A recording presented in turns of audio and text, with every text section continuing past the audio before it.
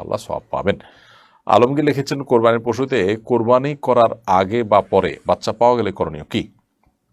কোরবানির পশু জবাই করার পর যদি বাচ্চা পাওয়া যায় তাহলে ওই পশু ওই বাচ্চা সহকারেই জবাই করে দিতে হবে, এবং এরপর জবাই করা পশু আর বাচ্চা সেটা আপনার খেতে মনে চাইলে খাবেন, না খেতে মনে চাইলে না খাবেন, কিন্তু জবাই করে দিবেন। কারণ যখন কোনো প্রাণ আল্লাহর রাহে কোরবানি করার নিয়ত করা হয় তখন সেই প্রাণের আংশিক আপনার জবাই না করার কোনো সুযোগ নেই। আর এই পশুটা আংশিক আপনার প্রাণের মতোই এই বাচ্চাটা, তো যার কারণে সহজ জবাই করে দিবেন। বাহ্যিকভাবে মনে হতে পারে এটা অমানবিক ইত্যাদি, আসলে মানবিক অমানবিক তো আমাদের বিবেক দিয়ে যদি আমরা নিরূপণ করি তাহলে সেটা ভুল হবে, বরং এটি ন্যস্ত করতে হবে আল্লাহ তাআলার উপর।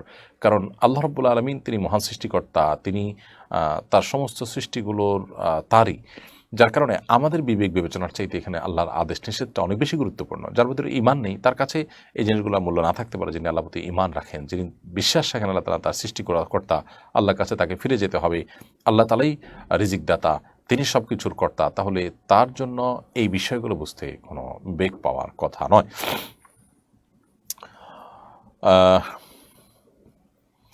এমডি